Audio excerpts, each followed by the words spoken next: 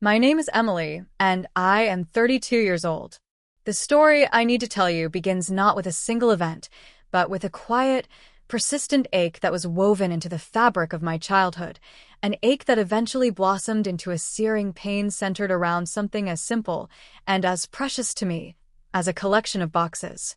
What happened next, after years of being dismissed and having my most treasured things mocked, was even worse than I could have imagined, pushing me to a breaking point that ultimately led me to reclaim my own life.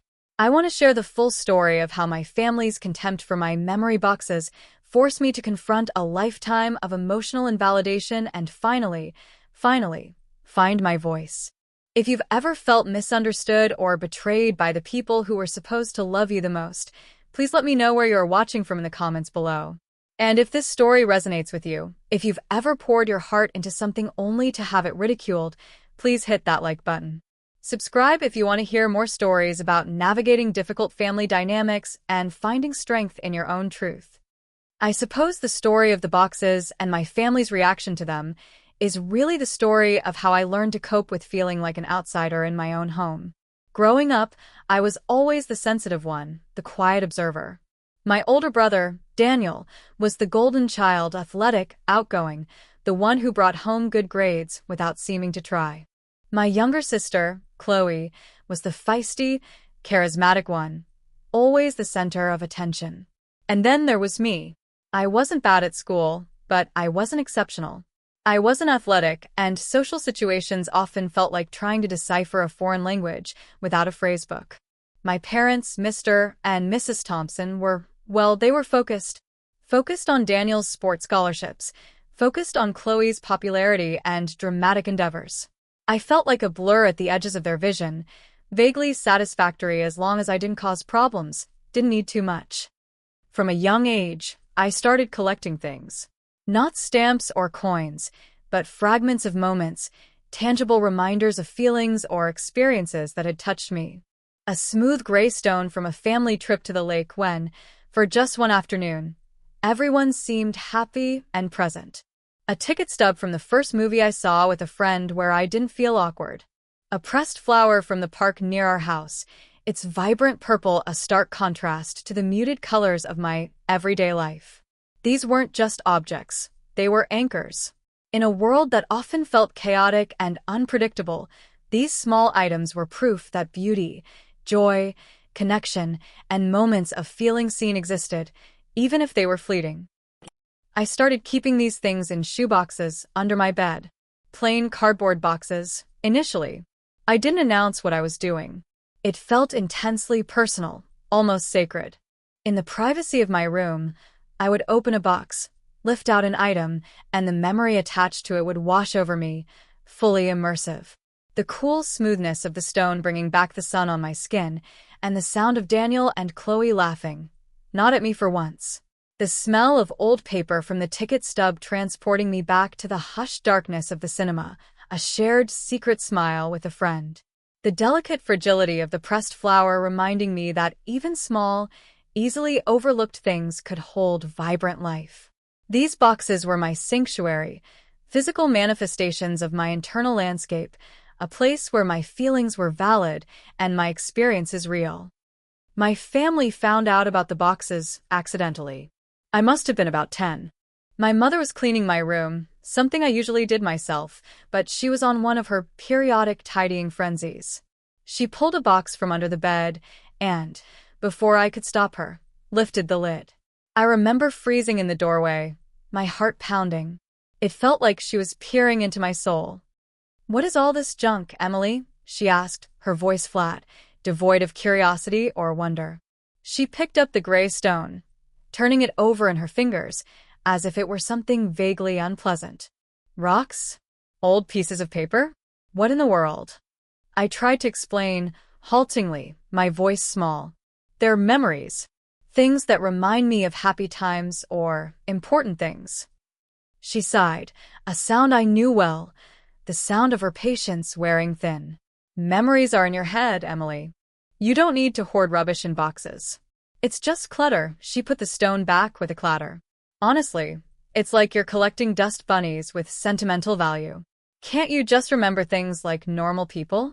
My father overheard from the hallway. What's going on? More of Emily's projects. He used the word projects like it was a synonym for oddities. My brother Daniel poked his head around the doorframe, grinning. What is it? Emily collecting toenail clippings again, he joked, referencing some earlier, unrelated childhood weirdness. Chloe, trailing behind him, giggled. Gross. What's in the boxes, Em? Show us. She moved towards them, her natural curiosity a sharp contrast to our parents' dismissiveness. Before I could react, Daniel snatched a box. Let's see this treasure hoard. He appended it onto my bed. A cascade of small items tumbled out, shells, smooth pebbles, crumpled drawings, ticket stubs, dried leaves, ribbons. My private world was spilled onto the rumpled sheets, exposed and vulnerable. Daniel picked up a faded ribbon. What's this? The ribbon from your participation trophy in the third grade spelling bee? Wow. Gripping stuff, he tossed it back down, laughing. Chloe picked up a small, misshapen clay animal I had made in art class. What is this supposed to be? It looks like a potato, she giggled again, but there was less malice than Daniel's taunting. She genuinely didn't understand why I'd keep it. My mother picked up a seashell. Emily, really? This is just junk. You need to learn to let go of things. You're going to end up a hoarder. The word, hoarder, was delivered with a shudder of distaste. My father just shook his head. Emily, why can't you be more like Daniel? Focused on the future, not dwelling on relics. They didn't understand. They saw clutter, I saw connection. They saw hoarding, I saw history. They saw relics, I saw remnants of moments when I felt real, felt alive, felt loved, however briefly. This first encounter set the tone for years to come. The boxes became a symbol, not just of my internal world, but of my perceived strangeness, my sensitivity that they saw as a weakness, my inability to fit neatly into the family mold. From then on, the memory boxes were a running joke, a shorthand for everything they found odd or inconvenient about me. If I was quiet, my mother would say, "Is Emily off adding more dust to her memory boxes?" If I was upset about something that seemed small to them, Daniel would sneer, "Don't cry, Emily, just put it in a memory box and feel sorry for yourself later." Chloe, perhaps influenced by them, sometimes joined in, though her barbs usually lacked the sharp edge of our parents or Daniel. She was more confused by my intensity than deliberately cruel, at least in those early years. As I got older, the boxes became more sophisticated. I started decorating them, painting them, covering them in fabric, making them beautiful on the outside to reflect the value I placed on the contents. This only seemed to amuse my family more. It was proof, in their eyes, of my excessive sentimentality, my inability to engage with the real world. "Look at Emily," my father would say to relatives at family gatherings, a strained smile on his face. "She spends hours decorating boxes full of, I don't know, pretty rocks and old gum wrappers. While Daniel is off winning championships, Emily's cataloging her childhood tears." It wasn't true, of course. The boxes weren't just about sadness, but about capturing the full spectrum of life, including the moments of genuine happiness or peace that were easily forgotten in the noise of everyday life. But the narrative had been set. Emily, the strange one, the sensitive one, the one who couldn't just get over things and move on. My mother would complain that the boxes took up too much space. "They're everywhere, Emily. Under the bed, in the closet, accumulating dust. Can't you just digitize your memories like everyone else?" As if a scanned image of a pressed flower could ever hold the same sensory weight as the delicate reality. As if the tactile experience of holding a worn object didn't unlock a deeper level of recall and emotion. Their mockery wasn't just about the boxes, it was a constant invalidation of my feelings, my perspective, my very being. If I was sad, I was too sensitive. If I was angry, I was overreacting. If I was quiet, I was being moody. The boxes were just an easy target, a tangible representation of the emotional landscape they refused to acknowledge or respect. They were the physical evidence of a life lived internally, a life they seemed determined to pry open and ridicule rather than understand. This constant invalidation had a profound effect on me. I became increasingly withdrawn. I learned to hide my true feelings, to present a calm, neutral facade to the world, especially around my family. I stopped talking about things that were important to me, knowing they would likely be met with a sarcastic comment or a dismissive wave of the hand. I developed a deep-seated belief that my emotions were burdensome, my interests peculiar, and my need for connection excessive. My self-worth plummeted. I felt inherently flawed, different in a way that was wrong. The memory boxes remained my secret solace. I would add to them in secret, late at night, carefully placing each item with intention, revisiting the memories they held like reading chapters from my own private history book. They were a reminder that I existed, that my experiences mattered, even if no one else seemed to think so. They were proof of a life lived, felt deeply, even if it was largely invisible to my family. The conflict escalated significantly when I was in college, living away from home but still heavily reliant on my parents financially and emotionally, trapped in the cycle of seeking their approval even as they continually undermined me. I had brought a few of my smaller, more precious memory boxes with me to my dorm room.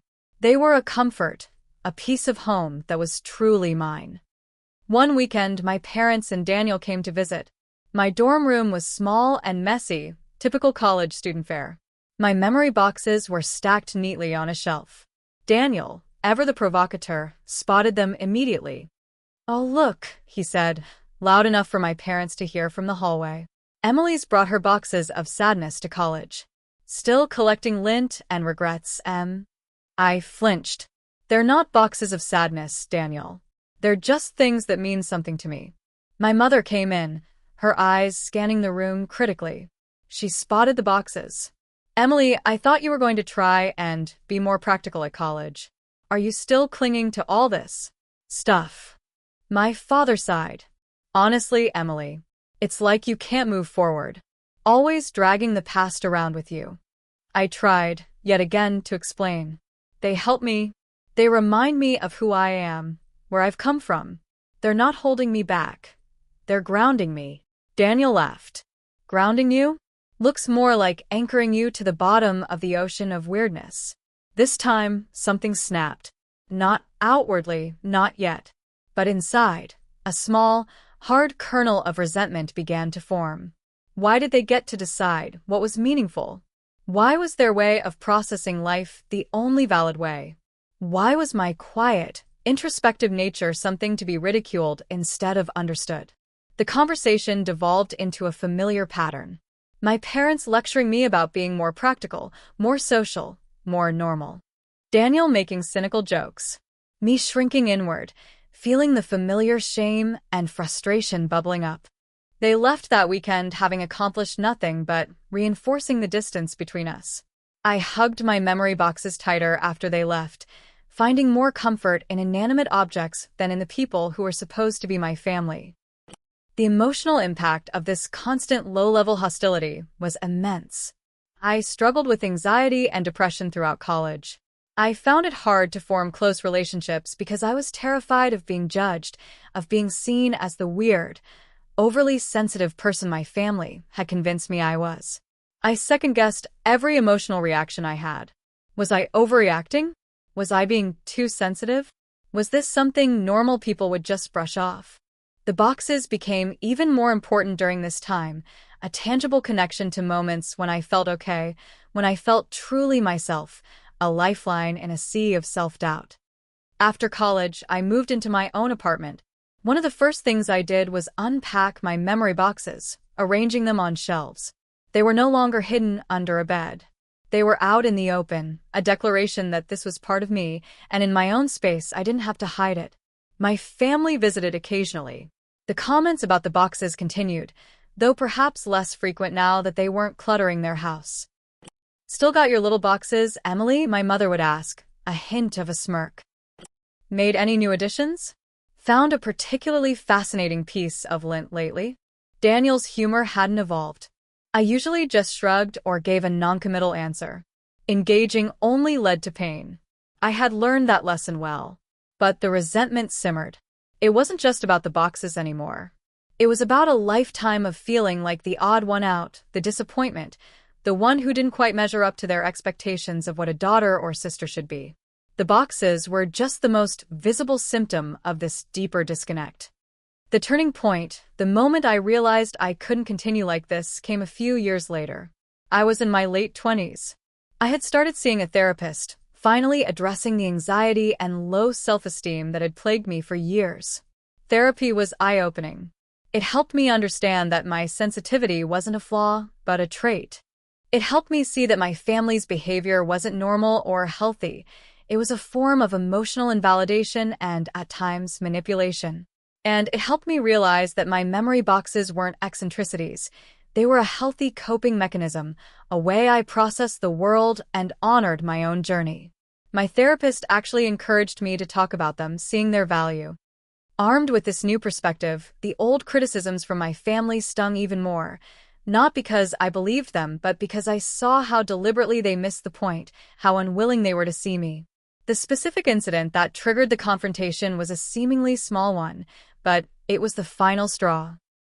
My parents were over for dinner. We were having a strained conversation about my job, which wasn't as prestigious or high-paying as Daniel's. My father was giving me thinly veiled advice about being more ambitious, more strategic. I mentioned how I found meaning in the smaller details of my work, the human connections, the quiet successes. My mother rolled her eyes, slightly. "Oh, Emily. Always focusing on the small, insignificant things. It's just like your memory boxes. Always collecting little scraps instead of looking at the big picture." Daniel, who was also there, chuckled. "Yeah. Maybe if you put your career goals in a memory box, they'll magically achieve themselves." This time, I didn't shrink. I didn't deflect. I didn't internalize. I felt the familiar surge of pain and indignation, but for the first time, I let it fuel me instead of paralyzing me. I put down my fork. "You know," I said, my voice shaking slightly at first, but gaining strength as I spoke. "You have been mocking my memory boxes for 20 years. 20 years. They look surprised by my directness. My father started to say something dismissive, but I didn't let him.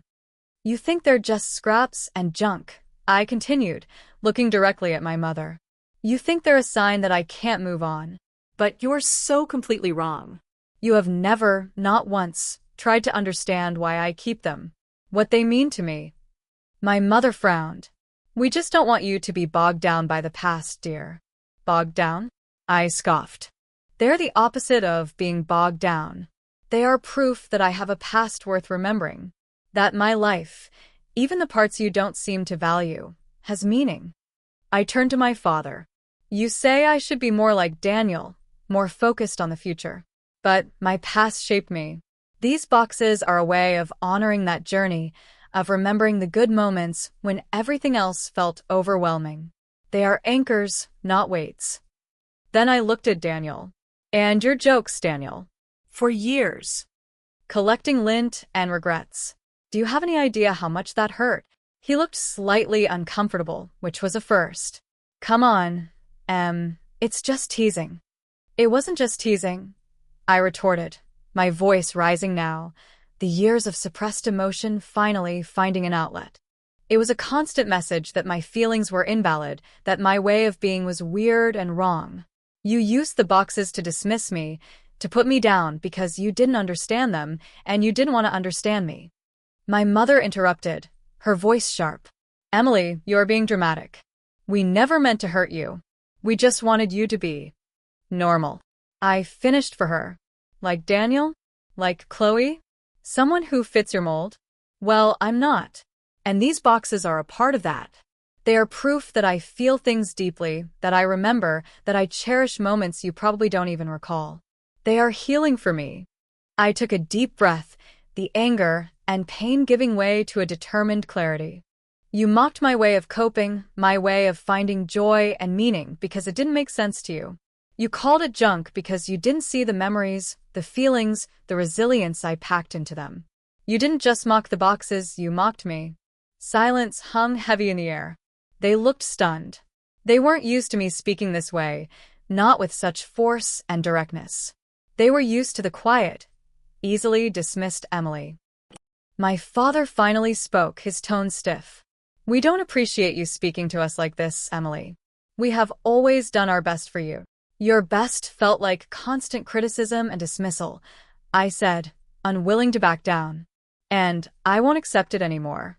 I won't let you make me feel ashamed of who I am or how I process the world. My memory boxes are important to me. They are not up for debate or ridicule. If you cannot respect this part of me, then I don't know what kind of relationship we can have." This was the boundary. It wasn't just about the boxes, it was about demanding respect for my emotional landscape, for my identity. It was terrifying, but also incredibly empowering. I had finally said the truth that had been suffocating me for years. The immediate aftermath was not reconciliation. It was coldness. My parents were offended. They couldn't understand why I was making such a fuss over old history, another indication, in their minds, that I was dwelling on the past. Daniel was defensive, claiming I was overreacting to harmless jokes. Chloe wasn't there for this confrontation, but when I told her about it later, she was caught in the middle, trying to placate everyone, suggesting maybe I was a bit sensitive, which, while not malicious, still stung. In the weeks that followed, communication was minimal and strained. My parents were hurt that I had accused them of dismissing me. They saw themselves as supportive parents who just wanted me to be successful and happy, failing completely to grasp that their methods had achieved the opposite. Daniel avoided me. Chloe tried to bridge the gap, but I wasn't ready for superficial peace. I needed them to understand, or at least acknowledge the validity of my feelings, and they were unwilling or unable to do that. This period was difficult, filled with doubt and sadness. Had I gone too far? Had I destroyed my family? But my therapist reminded me that setting boundaries, especially with people who are used to crossing them, often leads to pushback. It's a necessary step for self-preservation and growth. I focused on reinforcing those boundaries. If the conversation veered towards familiar criticisms or mockery, I would calmly but firmly shut it down or remove myself from the situation. It was emotionally draining but necessary. Gradually, things shifted, not necessarily towards closeness, but towards a different kind of distance. My parents became more cautious around me, avoiding the topics they knew were sensitive, including, pointedly, my memory boxes. Daniel still made the occasional joke, but they were weaker, less frequent, met with my stony silence rather than my previous flinching. Chloe and I managed to maintain a relationship, though she sometimes struggled to understand my need for space from our parents. During this time, I continued my journey of healing and personal growth. I focused on building a life filled with people who did see and appreciate me. I found friends who were kind, empathetic, and curious about the world, including my inner world. I discovered communities where being sensitive and introspective wasn't a flaw, but a strength. And I found unexpected validation in the most surprising places. I started writing a blog anonymously at first, about my experiences with feeling misunderstood and the ways I found comfort and meaning in small things. I wrote about my memory boxes, not just as objects, but as a metaphor for holding on to what is precious in a world that tells you to constantly discard and move on. I wrote about how they helped me process difficult emotions, celebrate small victories, and maintain a sense of continuity in a life that often felt fragmented. To my astonishment, people responded. Strangers from all over the world commented, sent messages. They shared their own stories of feeling unseen, of having their coping mechanisms or cherished items ridiculed. They told me how my description of the memory boxes resonated with them, inspiring them to create their own or to look at the things they collected in a new light. They understood.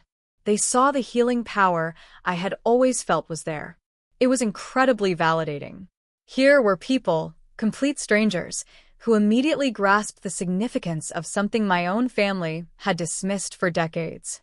This external validation wasn't a replacement for familial love, but it was a powerful affirmation that I wasn't weird, I wasn't wrong, and my way of navigating the world had value.